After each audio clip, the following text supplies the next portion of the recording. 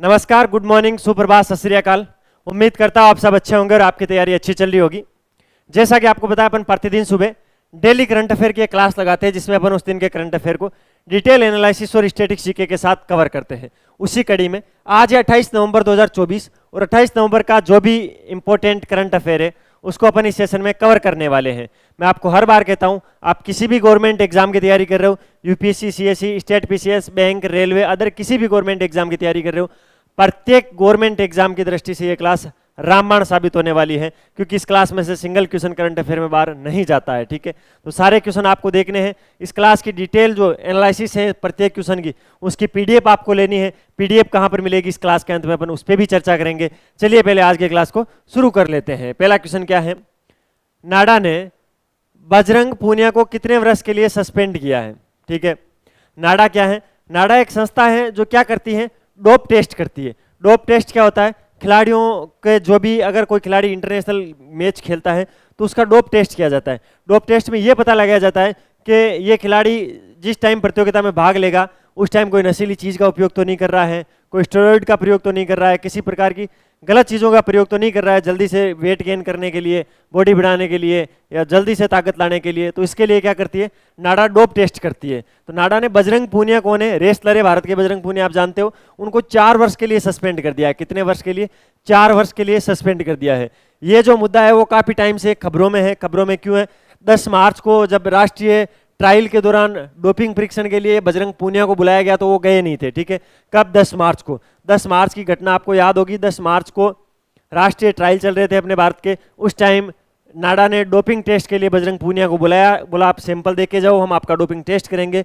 लेकिन बजरंग पूनिया ने मना कर दिया, वो सैंपल नहीं दिया। उसके बाद से नाडा ने 23 अप्रैल को एक अंतरिम निलंबन लगा दिया था बजरंग पूनिया को। उसके बाद में जो यूनाइटेड वर्ल्ड रेसलिंग है उसने भी अंतरिम जो निलंबन है वो इस पे लगा दिया गया था। उसके बाद में भी 4 अक्टूबर से 20 सितंबर के बीच के में वापस कोर्ट के अंदर ये मैटर गया और वहां पर वापस सुनवाई हुई और कोर्ट ने आखिरकार फैसला दिया कि 4 वर्ष के लिए बजरंग पूनिया पर सस्पेंड लगाया जाता है। ठीक है, ध्यान रखना है 4 वर्ष। पूरा मैटर मैंने आपको ब्रीफ में समझा दिया है। नाडा क्या काम करती है, डोप टेस्ट क्या होता है, सारी चीजें आपको ध्यान रखनी है, एग्जाम में पूछी जा सकती है। क्योंकि देखिए, नाडा खबरों में है, बजरंग पूनिया खबरों में है, डोप टेस्ट खबरों में है। ठीक है, क्या फैसला आया वो मैंने आपको बता दिया है। 4 वर्ष के लिए बैन कर दिया गया है बजरंग पूनिया को। अगला question, Syed Modi international 2024 badminton tournament कहां पर शुरू किया गया। ठीक है, सबसे इंपॉर्टेंट तो सैयद मोदी जो इंटरनेशनल टूर्नामेंट होता है वो किस खेल से संबंधित है? बैडमिंटन से। ये भी अपने आप में एक क्वेश्चन है, कई बार पूछा जाता है। संतोष ट्रॉफी किससे संबंधित है, डुरंड कप किससे संबंधित है। उसी प्रकार सैयद मोदी इंटरनेशनल जो टूर्नामेंट है वो बैडमिंटन से संबंधित है। और 2024 का ये टूर्नामेंट कहां पर होगा? लखनऊ के अंदर होगा। लखनऊ कहां पर है? उत्तर प्रदेश, यूपी के अंदर लखनऊ है। लखनऊ को लेकर स्पोर्ट में मैंने आपको एक करंट अफेयर में क्वेश्चन ये भी बढ़ाया था कि लखनऊ सुपर जायंट्स जो लखनऊ की फ्रेंचाइज है आईपीएल की, उसने आईपीएल के इतिहास का सबसे महंगा खिलाड़ी ऋषभ पंत इस बार ऑक्शन में खरीदा था 17 करोड़ में। ठीक है, और वैभव के बारे में मैंने आपको बताया होगा, नहीं बताया होगा तो मैं बता देता हूं। वैभव कौन है? तो राजस्थान रॉयल्स के अंदर 1 करोड़ 10 लाख रुपए में बिके हैं और आईपीएल के इतिहास के सबसे युवा खिलाड़ी हैं। 13 साल की उम्र के अंदर उनका सिलेक्शन हुआ है। तो ध्यान रखना है, Syed Modi international 2024 badminton Lucknow UP के अंदर होना है। बीडब्ल्यूएफ सुपर 300 का इवेंट होता है इसके अंदर। इसमें सबसे इंपॉर्टेंट चीज क्या है, 2-3 चीजें मैं आपको बता देता हूं। इस टूर्नामेंट का समापन कब होगा? 1 दिसंबर को समापन होगा। मैंने आपको एशियाई खेलों को कंप्लीट करवाया था, वहां पर मैंने बताया था एशियाई खेलों के अंदर किस खिलाड़ी ने कौन सा पदक जीता है, किस खिलाड़ी ने कौन सा पदक जीता है। तब मैंने आपको बताया था, एक बैडमिंटन की जोड़ी बताई थी, युगल बताया था, सात्विक साईराज और चिराग शेट्टी। उन्होंने एशियाई खेलों के अंदर स्वर्ण पदक जीता था। फिर बता रहा हूं, एशियाई खेलों के अंदर स्वर्ण पदक विजेता बैडमिंटन की जोड़ी है सात्विक साईराज, रेंकी रेड्डी और चिराग शेट्टी। ये दोनों हैं। पहले तो इस टूर्नामेंट के अंदर खेलने के लिए इन्होंने नाम दिया था, लेकिन अंतिम समय में Syed Modi international 2024 badminton tournament से अपना नाम वापस ले लिया, इसलिए ये टूर्नामेंट थोड़ा खबरों में ज्यादा आ गया है। इसके अलावा अभी 2024 के अंदर पेरिस के अंदर ओलंपिक्स हुए थे, उसके अंदर सेमीफाइनल के अंदर लक्ष्य सेन खेले थे। ठीक है, कौन खेले थे? लक्ष्य सेन। लक्ष्य सेन इस टूर्नामेंट में भी खेल रहे हैं, तो ये टूर्नामेंट और इंपोर्टेंट हो जाता है। ठीक है, तो ध्यान रखना है, लक्ष्य सेन किस खेल से संबंधित है? बैडमिंटन से संबंधित है। इनके नाम क्या रिकॉर्ड है? इनके नाम रिकॉर्ड ये है, पेरिस के अंदर 2024 में जो ओलंपिक हुआ था उसमें सेमीफाइनलिस्ट रहे हैं और ये इस बार सैयद मोदी इंटरनेशनल 2024 टूर्नामेंट के अंदर भाग ले रहे हैं। सात्विक साईराज, रेंकी रेड्डी और चिराग शेट्टी है, वो एशियाई खेलों के अंदर स्वर्ण पदक विजेता जोड़ी है भारत की, और वो इस टूर्नामेंट में भाग नहीं ले रही है। ठीक है, बाबू बनारसी दास इंडोर स्टेडियम,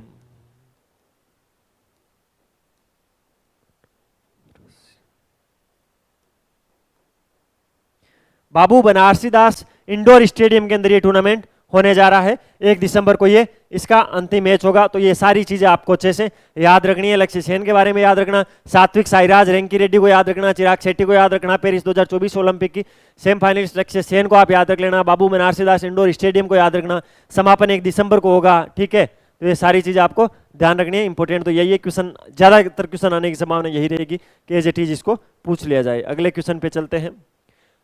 राष्ट्रीय अभियान, एक राष्ट्रीय अभियान चल रहा है, बाल विवाह मुक्त भारत किसने शुरू किया है? अभी एक राष्ट्रीय अभियान चला है बाल विवाह मुक्त भारत। बाल विवाह क्या होता है? तो छोटी उम्र के अंदर बच्चों की शादी हो जाती है, जिसके अंदर लड़की की उम्र 18 साल से कम हो, लड़के की उम्र 21 साल से कम हो, और वो दोनों वैवाहिक बंधन के अंदर बन जाते हैं, तो उसको बाल विवाह बोलते हैं। ये जो कुप्रथा है वो पहले बहुत चलती थी, ठीक है, और अब तो हालांकि खत्म होने को जा रही है, बहुत कम है। जहां पर ये शिक्षा है या जहां पर जो ग्रामीण इलाके हैं वहां पर आज भी है कुछ इलाकों में, लेकिन ज्यादातर 90% तक इस प्रथा का चलन खत्म हो गया है। लेकिन भारत कभी भी मध्यम रास्ते पे चलने वाला देश है ही नहीं, ठीक है। वैसे चलना व्यक्ति को मध्यम रास्ते पे चाहिए। पहले बाल विवाह होते थे तो सरकार ने बाल विवाह के विरुद्ध लड़ाई लड़ी और आज ये स्थिति हो गई कि बाल विवाह कम हो गए। अब वर्धा विवाह का प्रचलन हो गया। वर्धा विवाह का प्रचलन कैसे?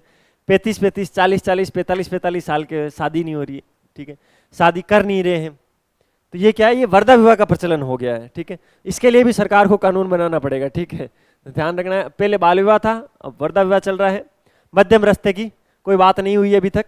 तो बाल विवाह मुक्त भारत के लिए राष्ट्रीय अभियान शुरू किया है अन्नपूर्णा देवी। अन्नपूर्णा देवी है कौन सर?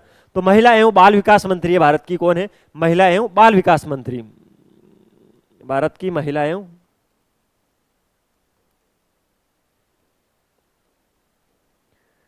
बाल विकास मंत्री है अन्नपूर्णा, उन्होंने ये अभियान शुरू किया है, ठीक है।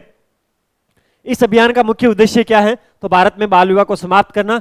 और बाल विवाह को लेकर एक चीज बार बार आती है खबरों में कि बाल विवाह है वो मानवाधिकारों का उल्लंघन है। क्या है? जो बाल विवाह है वो मानवाधिकारों का उल्लंघन है, और मानवाधिकारों के उल्लंघन का हनन रोकने के लिए बाल विवाह को भी भारत में समाप्त किया जाए, ठीक है। अभियान के तहत क्या होगा? 130 जिलों को चुना गया है। कितने जिलों को? 130 जिलों के अंदर ये अभियान चलेगा। इंपॉर्टेंट लाइनें एग्जाम में पूछी जा सकती है। अभी जो बाल विवाह मुक्त भारत राष्ट्रीय अभियान चला था वो कितने जिलों में चला था? 130 जिलों के अंदर चला था। इसमें क्या होगा? लोगों को जागरूक किया जाएगा। जागरूक कैसे किया जाएगा? भाई देखो, छोटी उम्र में शादी मत करो, छोटी उम्र में शादी करोगे तो बच्चे शिक्षा से हट जाएंगे, ठीक है, ये बहुत सारी चीजें हैं वो बताएंगे, ठीक है, तो लोगों को जागरूक करेंगे। अभी कल मैंने एक पोस्ट देखी थी सोशल मीडिया पर ही, एक अच्छे भारत के ही एक अच्छे अधिकारी है, उन्होंने पोस्ट की थी। हालांकि वो अब रिटायर्ड अधिकारी है और उनकी एज लगभग 40 से 45 साल के बीच में है, और उनके बेटे की एज लगभग 24 से के लगभग उनकी बेटे की एज है। तो एयरपोर्ट की उन दोनों के साथ फोटो हुई। बोला बाल विवाह के नुकसान बहुत है लेकिन ये एक फ़ायदा भी है, ठीक है। उसके बाद उन्होंने उसके आगे dot dot dot dot dot लगा दिया था। तो उन्होंने एक अच्छा सा ऐसा जोक मारा था। ध्यान रखना, राष्ट्रीय अभियान बाल विवाह मुक्त भारत है वो किसने शुरू किया था? अन्नपूर्णा देवी ने, महिला एवं बाल विकास मंत्री। 130 जिलों के अंदर शुरू किया गया है। लोगों को जागरूक किया जाएगा, ठीक है। इसके साथ में कल एक इंपॉर्टेंट चीज की गई, बाल विवाह मुक्त भारत पोर्टल भी लॉन्च किया गया है, ठीक है, जिसके अंदर अगर कोई बाल विवाह करता है तो आप उसकी रिपोर्ट उस पोर्टल पे डाल सकते हो। क्या है? बाल विवाह मुक्त भारत पोर्टल। इसका अनावरण भी इस अभियान के तहत किया गया है। तो आप अगर किसी का बाल विवाह हो रहा है तो आप वहां पर उस पोर्टल पर डाल सकते हो। लोगों को जागरूक करने के लिए अच्छी अच्छी खबरें भी वहां पर देखने को मिलेगी। अगले क्वेश्चन पे चलते हैं। बहुत ही इंपॉर्टेंट योजना, 3 स्टार लगा लेना भाई, इसको इंपॉर्टेंट है। पेन 2.0 परियोजना का बजट कितना रखा गया है? इस क्वेश्चन के अंदर सीधा सीधा ये पूछा गया है, ठीक है। पेन 2.0, पेन क्या होता है जानते हो? PAN card, personal account number जिसको बोला जाता है। पेन की फुल फॉर्म है पर्सनल अकाउंट नंबर, ठीक है। पेन कार्ड होता है, कौन जारी करता है? आयकर विभाग इसको जारी करता है, इनकम टैक्स डिपार्टमेंट इसको जारी करता है, ठीक है। और आजकल हर खाते से उसको लिंक किया जा रहा है, और वो जो आपके पेन नंबर होंगे उससे बैंक किसी भी खाते की डिटेल निकाल सकती है, पुलिस किसी भी खाते की डिटेल निकाल सकती है, सब कुछ आपका पेन से लिंक होता है, पर्सनल अकाउंट नंबर जिसको बोलते हैं। अभी एक योजना चालू की है पेन 2.0, ठीक है। सबसे पहले तो ये योजना कैसे शुरू हुई, क्या हुई? तो अभी आर्थिक मामलों की मंत्रिमंडलीय समिति की बैठक थी, CCEA की बैठक थी, ठीक है। जिसके अंदर आयकर विभाग ने पेन 2.0 परियोजना को लागू किया। तो सबसे इंपॉर्टेंट चीज ये, पेन 2.0 कौन चला रहा है? आयकर विभाग चला रहा है। ठीक है, तो ये आपको ध्यान रखना है। इसके लिए आयकर विभाग ने 1435 करोड़ रुपए का बजट रखा है। ऑप्शन नंबर 1 इसके अंदर राइट ऑप्शन है, 1435 करोड़ रुपए का बजट रखा है। पेन 2.0 योजना का उद्देश्य क्या है सर? ठीक है, तो इसके अंदर टेक्नोलॉजी के माध्यम से, किसके माध्यम से? प्रौद्योगिकी के माध्यम से। प्रौद्योगिकी को क्या बोलते हैं? टेक्नोलॉजी। टेक्नोलॉजी के माध्यम से करदाताओं का जो पंजीकरण है उसको बदलना है और सरकारी जो भी आंकड़े हैं उसको डिजिटल प्रणाली में पंजीकृत करना है। ठीक है, और पेन को एक व्यवसाय पहचानकर्ता के रूप में बनाना है। पैन कार्ड को एक सामान्य व्यवसायकर्ता के रूप में बनाना है। इसके अलावा केंद्रीय मंत्री अश्विनी वैष्णव वर्तमान के अंदर, आपको पता होना चाहिए, उन्होंने कहा था कि पेन को अपग्रेड करके पेन के अंदर एक क्यूआर कोड भी ऐड करेंगे। क्या करेंगे? सबसे बड़ा बदलाव यही होगा। पेन कार्ड पर आपके क्यूआर कोड लगेगा जिसको स्कैन करके सारे डिटेल निकाली जा सकती है। तो ध्यान रखना है, पेन कार्ड पर क्यूआर कोड लगाया जाएगा। ठीक है, और ये जो भी टैक्स पेयर है जिसके पास पेन कार्ड है उसके लिए बिल्कुल फ्री में उपलब्ध होगा। ऐसे नहीं पैसे लगेंगे, नया कार्ड वार्ड कुछ नहीं बनाना है, सरकार ऑटोमेटिक इसके लिए कोई व्यवस्था करेगी। पेन कार्ड पर क्या होगा? अब नया क्यूआर कोड लगेगा। ठीक है, इसके लिए पेन 2.0 परियोजना शुरू की गई है। 1435 करोड़ रुपए हैं और सारे कामों को डिजिटल किया जाएगा। कम से कम कागजी कार्रवाई हो पेन कार्ड के अंदर, उसके लिए पेन 2.0 परियोजना शुरू हुई है। आर्थिक मामलों की मंत्रिमंडलीय समिति के अंदर इसको रखा गया था, जिसको वहां पर मंजूरी मिल गई है पेन 2.0 परियोजना को। ठीक है, टेक्नोलॉजी के माध्यम से करदाताओं को अच्छी अच्छी सुविधाएं प्रदान की जाएगी इस परियोजना में। अगले क्वेश्चन पे चलते हैं। राष्ट्रीय प्राकृतिक खेती मिशन का कितना बजट रखा गया भाई? इसको भी मंजूरी मिल गई है। ठीक है, कल इसी बैठक में राष्ट्रीय प्राकृतिक खेती मिशन को मंजूरी दी गई है, जो कि एग्जाम की दृष्टि से बहुत ही इंपॉर्टेंट है। इस चीज को ध्यान में रखना है। ठीक है, NMNF। ठीक है, तो आपको ध्यान रखना है, राष्ट्रीय प्राकृतिक जो खेती मिशन है उसको 2481 करोड़ रुपए का बजट प्रदान किया गया। कितना? 2481 करोड़। ठीक है सर, ये 2481 करोड़ रुपए पूरे केंद्र सरकार देगी क्या? बिल्कुल नहीं, इसमें साफ साफ शब्दों में लिखा गया था कि 1584 CR ये तो देगी केंद्र सरकार। ठीक है, बाकी के जो 897 CR बचते हैं, कितने? 897, ये देगी राज्य सरकारें।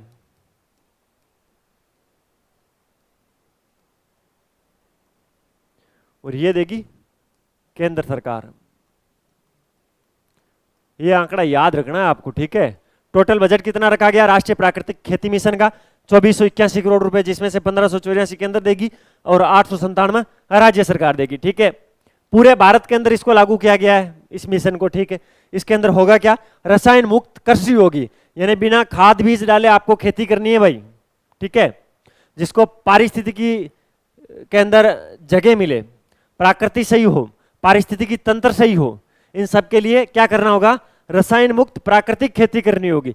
रसायनों का प्रयोग अपन करते जा रहे हैं। एक चीज आपने ध्यान दिया, पिछले 2 या 3 वर्षों की बात है, पिछले 2 या 3 वर्षों में जितने भी अपने बुजुर्ग लोग जा रहे हैं, जो 50 से 60 या 50 के ऊपर जिसकी डेथ हो रही है और जिसकी नेचुरल डेथ है ना, कोई बिना एक्सीडेंट नहीं हो रहा है, नॉर्मली मर रहा है बीमार होके, उसके अंदर 99% केसों के अंदर कैंसर देखा गया है। हकीकत है ये।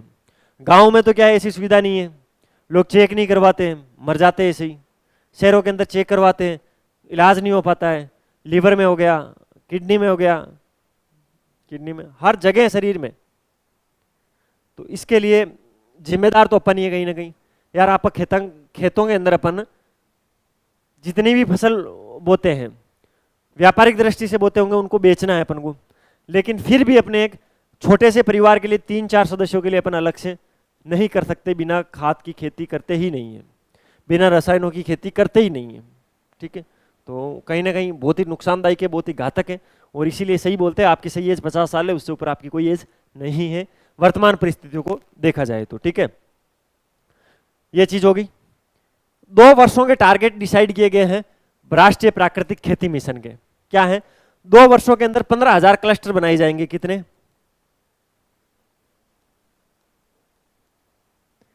इंपॉर्टेंट है, राष्ट्रीय प्राकृतिक खेती मिशन के तहत कितने क्लस्टर बनाए जाएंगे 2 वर्षों में? 15,000 क्लस्टर बनाए जाएंगे। ठीक है, कितने एरिया के अंदर ये खेती की जाएगी? रसायन मुक्त खेती करने का टारगेट कितने एरिया का रखा है आपने, तो 7.5 लाख हेक्टेयर।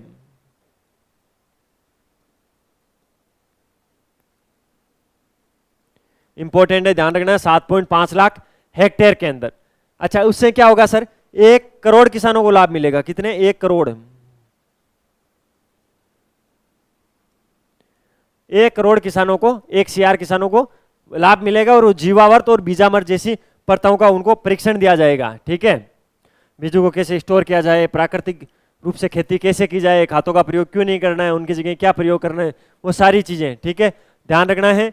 स्थानीय स्थायी तरीकों के माध्यम से खेती करवाई जाएगी, जिसके अंदर भोजन सुरक्षित होगा। ठीक है, जैव विविधता बढ़ेगी, कम इनपुट लगा के ज्यादा आउटपुट कैसे निकालना है, वो भी प्राकृतिक खेती में भी ऐसा हो सकता है कि आप कम खर्चा करो और ज्यादा बेनिफिट निकाल लो। ठीक है, तो सारी चीजें राष्ट्रीय प्राकृतिक खेती मिशन के तहत सिखाई जाएगी।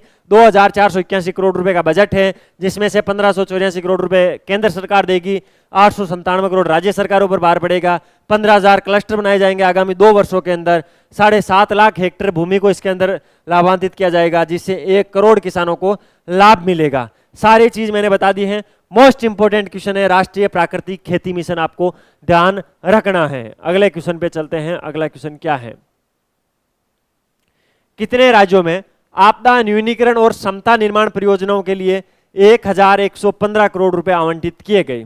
1115 करोड़ रुपए आवंटित किए गए हैं 15 राज्यों के अंदर। कितने, 15 राज्यों के अंदर आपदा न्यूनीकरण और क्षमता निर्माण परियोजनाओं के लिए 1115 करोड़ रुपए आवंटित किए गए हैं। ठीक है, सरकार ने 15 राज्यों के लिए आपदा न्यूनीकरण यानी आपदा को कम करने के लिए, आपदा से लड़ने के लिए, क्षमताएं बढ़ाने के लिए। आपदा क्या होती है, प्राकृतिक आपदाएं, बाढ़, भूकंप, सुनामी, इनसे लड़ने के लिए, ये इनसे कम से कम नुकसान हो और कैसे इनसे लड़ने की क्षमता को बढ़ाया जाए, इसके लिए 15 राज्यों के लिए निर्माण परियोजनाएं लागू की गई है, जिसके अंदर बजट रखा गया है 1115 करोड़ रुपए का। ठीक है, इसमें सबसे इंपॉर्टेंट है 8 पूर्वोत्तर के राज्य हैं। पूर्वोत्तर के राज्य कितने हैं, 8 पूर्वोत्तर के राज्य हैं। ठीक है, जिसमें से कुछ राज्यों का तो बजट भी अलग से दिया गया है कि भाई इन राज्यों के लिए तो फिक्स है कि इतने पैसे देंगे। मैं आपको बता देता हूं, 378 करोड़ रुपए तो उत्तराखंड के लिए दिए गए। आपको बता, उत्तराखंड के अंदर ज्यादा ही ऐसी समस्याएं होती है, तो उत्तराखंड के लिए 378 करोड़ रुपए दिए गए हैं। ठीक है, 139 करोड़ रुपए महाराष्ट्र के लिए दिए गए। कितने, 139 करोड़ महाराष्ट्र के लिए।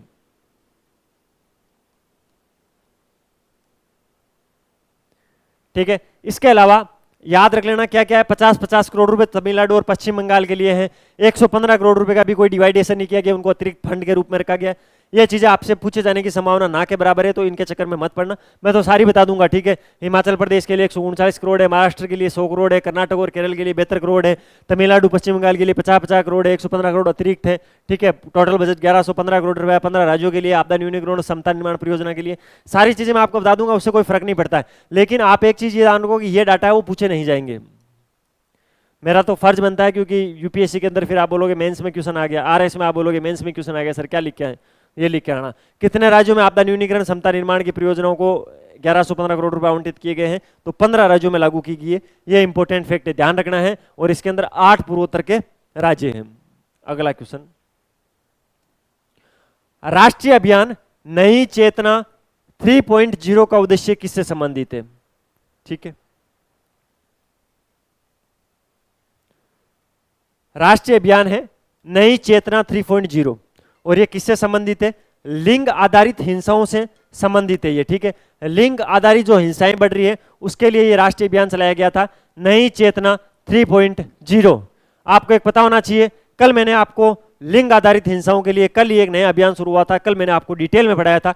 जल्दी से कमेंट बॉक्स में बताओ, कल मैंने आपको लिंग आधारित हिंसाओं से बचने के लिए, निपटने के लिए कल एक मैंने राष्ट्रीय अभियान आपको बताया था और मैंने बोला था एग्जाम में पूछा जा सकता है। ये दूसरा है, ये नई चेतना भी उसी के लिए चल रहा है, नई चेतना भी लिंग आधारित हिंसा के लिए चल रहा है। लेकिन कल मैंने आपको कौन सा पढ़ाया था वो जल्दी से कमेंट बॉक्स में बताओ, अभी मुझे पता लग जाएगा कि आप करंट अफेयर को कितना सीरियस ले रहे हो। अगर रेगुलर मेरी क्लास देख रहे हो तो कल की क्लास के अंदर ही मैंने एक अभियान पढ़ाया था, राष्ट्रीय अभियान, जो भी लिंग आधारित हिंसा के लिए भी था, उसका नाम बताना है। और एक लिंग आधारित हिंसा पर नया अभियान आया है, अभियान का नाम क्या है, नई चेतना 3.0, जिसका उद्देश्य है लिंग आधारित हिंसाओं को समाप्त करना। केंद्रीय मंत्री शिवराज सिंह चौहान ने नई चेतना अभियान की शुरुआत की है और जिसका उद्देश्य लिंग हिंसा से निपटने के लिए स्वयं सहायता समूह के माध्यम से हर गांव में महिलाओं की सहायता करना। ठीक है, उसके अंदर कल वाले प्रोग्राम के अंदर एक चीज मैंने आपको बताई थी, 3 मैंने डिपार्टमेंट बताए थे, मैंने बोला ये 3 डिपार्टमेंट मिलकर काम कर रहे हैं। और ये जो नई चेतना अभियान है उसके अंदर जो एनजीओ है, स्वयं सहायता समूह है, उनके माध्यम से हर गांव में महिलाओं की सहायता की जाएगी। ठीक है, और इसके अलावा ग्रामीण विकास मंत्रालय की एक योजना चल रही है, दीनदयाल अंत्योदय योजना। ठीक है, उसके अंदर ग्रामीण आजीविका मिशन चल रहा है, उसके द्वारा इस कार्यक्रम का आयोजन किया गया है, या इस जो ये अभियान है उसका आयोजन किया गया है, ये भी ध्यान रखना है। इस अभियान के तीसरा संस्करण है, ये 3.0 लिखा है, तो इसका जो पहला संस्करण था उसके अंदर 3.5 हजार लोगों को फायदा मिला था। ठीक है, उसके बाद में जब दूसरा हुआ था तो उसमें तो बहुत ज्यादा मिला था, 5.5 हजार मिला था।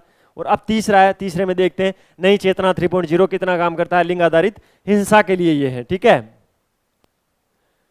केंद्र सरकार ने नीति आयोग की प्रमुख पहल अटल इनोवेशन मिशन को कब तक जारी रखने की मंजूरी दी है। ठीक है, नीति आयोग चलाता है, सबसे इंपॉर्टेंट है।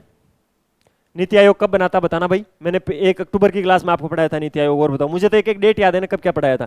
ठीक है, बताओ नीति आयोग है वो कब बना था। केंद्र सरकार ने नीति आयोग की प्रमुख पहल अटल इनोवेशन मिशन को कब तक जारी रखने की मंजूरी दे दी है, तो 31 मार्च 2028 तक चलेगा अटल इनोवेशन मिशन। अटल इनोवेशन मिशन कौन चलाता है, तो चलाता है नीति आयोग। ठीक है, 2016 के अंदर इसको शुरू किया गया था, ये इंपॉर्टेंट है। अटल इनोवेशन 2016 के अंदर चला था, ये फैक्ट आपको ध्यान रखना है। ठीक है, इसके अंदर होता क्या है, नए नए उद्योग को लेकर नई नई चीजों की रिसर्च करना, उद्योग में नवाचार उत्पन्न करना, उद्यमशीलता को बढ़ाना, संस्कृति को बढ़ाना, इन सभी के लिए अटल इनोवेशन मिशन चला था 2016 के अंदर, नीति आयोग ने इसको चलाया था। ठीक है, उससे क्या होगा, नया नवाचार होगा, नए स्टार्टअप बनेंगे। अच्छा सर, स्टार्टअप बनेंगे तो हमें याद आ रहा है, आपने 10 दिन पहले एक चीज पढ़ाई थी, मैंने आपको पढ़ाया था वैश्विक नवाचार सूचकांक। मैंने बताया था भारत 39वें नंबर पर है। देखिए, अगर आप किसी भी एग्जाम में सिलेक्शन चाहते हो तो ये चीजें इस प्रकार लिंक करनी होगी। अगर आप पीसीएस एग्जाम की तैयारी कर रहे हो फिर तो आपको ये करना ही पड़ेगा। मैंने बताया भाई नवाचार के लिए अटल इनोवेशन मिशन चल रहा है, उद्योग के अंदर नवाचार के लिए, नए स्टार्टअप के लिए अटल इनोवेशन मिशन चल रहा है। आपके दिमाग में आना चाहिए कि सर ने 10 दिन पहले हमें पढ़ाया था वैश्विक नवाचार सूचकांक, जिसमें भारत 39वें नंबर पर आता। और मैंने एक लाइन बोली थी उस टाइम, विश्व में तीसरा सबसे बड़ा स्टार्टअप इकोसिस्टम है भारत का। ठीक है, ध्यान रखना है, विश्व में तीसरा सबसे बड़ा स्टार्टअप इकोसिस्टम है भारत के पास, और इनोवेशन के अंदर भारत 39वें नंबर पर है। अटल इनोवेशन मिशन 2016 में शुरू हुआ था, नीति आयोग ने शुरू किया था। देश के अंदर नवाचार और उद्यमशीलता की संस्कृति को बढ़ावा देने के लिए यह प्रोग्राम चलाया गया था। अब इसको 31 मार्च 2028 तक कंटिन्यू किया जाएगा। ठीक है, AIM यानी अटल इनोवेशन मिशन, जिसको शॉर्ट में कहीं कहीं जगह आपको AIM मिलता है दिखा हुआ। ठीक है, अटल इनोवेशन मिशन के तहत अभी तक कौन कौन से कार्यक्रम हो चुके हैं, भविष्य में तो क्या होगा उसका तो पता ही नहीं है। इस क्लास के बाद आप जिंदा रहोगे, मैं जिंदा रहूंगा, कुछ पता नहीं है। लेकिन मैं बता देता हूं, AIM के अंदर जो पहले जो अटल इनोवेशन मिशन के अंदर पहले क्या क्या कार्यक्रम हो चुके हैं। एक अटल टिकरिंग लैब्स प्रोग्राम चला था, एक अटल इक्यूबेशन सेंटर खुले थे। ठीक है, मेंटोर इंडिया प्रोग्राम इसने ही चलाया था। अटल कम्युनिटी इनोवेशन सेंटर भी अटल इनोवेशन मिशन के तहत ही खोले गए थे। ठीक है, ये सारे फैक्ट आपको ध्यान रखने हैं।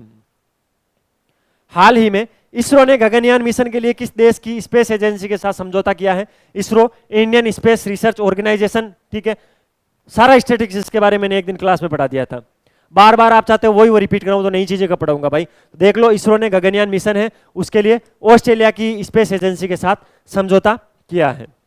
यह था 28 नवंबर 2024 का करंट अफेयर, जिसको मैंने डिटेल एनालिसिस और स्टैटिस्टिक्स जीके के साथ कवर करवाने की कोशिश की।